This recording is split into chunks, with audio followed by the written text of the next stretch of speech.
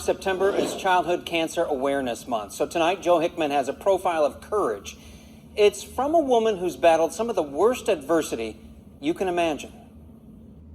At the massive Amazon Fulfillment Center warehouse in Republic, Kristen Boley works the overnight shift as a process assistant for inbound deliveries. But the fact that she's even here at all is amazing, considering that since age 7, she's been dealing with a rare and fatal form of cancer.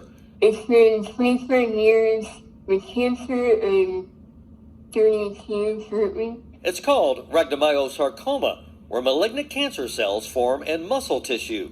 And when it started in Kristen's jaw and moved to her brain, doctors said the 7-year-old's life expectancy was just a matter of weeks, or at most a few months.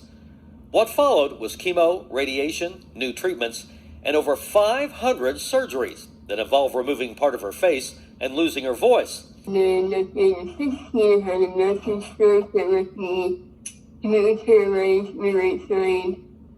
I forgot my name, I forgot how to speak, I forgot everything. Yet today, Kristen gets around just fine at the Amazon facility that's the size of 24 football fields. Just her resiliency and her ability to overcome so much adversity earlier in life has really been an inspiration to all of us here. She always has a smile on her face, always very friendly, and really brightens everyone's day, which is a treat to have her here. Each year, Amazon helps to raise awareness for childhood cancer with its own Gold for Kids global campaign, as over 400,000 children will be diagnosed with pediatric cancer this year alone, the second leading cause of death among children, trailing only accidents. And the reason this is important to Amazon is that there have been, in the last 20 years, 185 new drugs designed for cancer, but only 3 specifically designed for pediatric cancer.